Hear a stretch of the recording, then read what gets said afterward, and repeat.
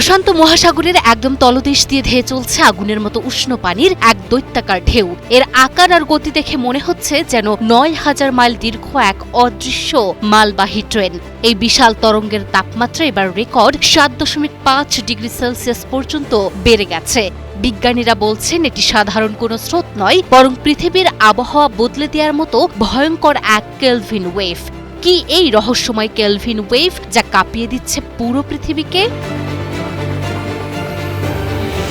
বিজ্ঞানীরা সাগরের তলদেশের এই দানবীয় উষ্ণ ঢেউয়ের নাম দিয়েছেন কেলভিন ওয়েভ।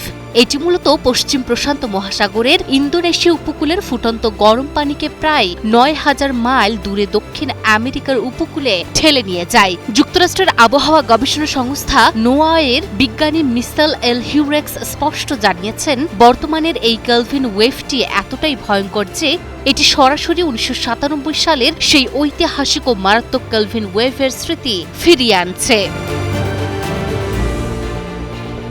এই কেলভিন ওয়েভই ডেকে নিয়ে আসছে সুপার এল নিনোকে। ১৮৫০ সালের পর থেকে এখন পর্যন্ত পৃথিবীতে এমন সুপার এল নিনো মাত্র ৬ বার এসেছে, যার মধ্যে ১৯৯৭-৯৮ সালের এল নিনোই বিশ্বের প্রায় $৯,৬০০ কোটি ক্ষতি হয়েছিল। আর ১৮৭৭-৭৮ সালের এল নিনো কেড়ে নিয়েছিল লাখ লাখ মানুষের প্রাণ। কিন্তু এবারের ভয়ের কারণ হলো আজকের সমুদ্র অতীতের চেয়ে অনেক বেশি উষ্ণ, যা এই এল নিনোকে দিচ্ছে এক দানবীয় ধ্বংসাত্মক শক্তি। এখন প্রশ্ন হচ্ছে, সাগরের নিচে এত গরম পানি আসছে কোথা থেকে? বাইকের অতিরিক্ত খরচে চিন্তিত? নিয়ে আসুন রাইডো, মাসের খরচ মাত্র ৩০০ টাকা। কেলভিন ওয়েভের মূল শক্তির যোগানদাতা হল ইন্দোনেশিয়ার পূর্ব দিকের পশ্চিম প্রশান্ত মহাসাগরীয় উষ্ণ অঞ্চল। এটি মূলত পৃথিবীর অন্যতম বড় একটি হিট ইঞ্জিন। জলবায়ু পরিবর্তন এবং গত ৬ বছরে রেকর্ড ৫ বার লা নিনা হওয়ার কারণে ২০২৫ সালের মধ্যেই এই অঞ্চলে সমুদ্রের ১,০০০ ফুট গভীর পর্যন্ত রেকর্ড পরিমাণ উষ্ণ পানি জমা হয়ে আছে। চলতি বছরের এপ্রিলে ৩টি শক্তিশালী ঘূর্ণিঝড়ের ধাক্কায় এই দৈত্যাকার উষ্ণ ঢেউটি পুরোপুরি জেগে উঠেছে এবং সমুদ্রের ঠান্ডা ও উষ্ণ পানির সীমানা বা থার্মোক্লাইনকেও উলটপালট করে দিচ্ছে। কেলভিন ওয়েভ কিন্তু সমুদ্র সৈকতের সাধারণ ঢেউয়ের মতো নয়। এটি পানির নিচ দিয়ে নিঃশব্দে এগোয় এবং পুরো পথ পাড়ি দিতে ২ থেকে ৩ মাস সময় নেয়। বর্তমানে এই ওয়েভ খুব দ্রুত দক্ষিণ আমেরিকার পশ্চিম উপকূলে এসে ধাক্কা দিতে চলেছে।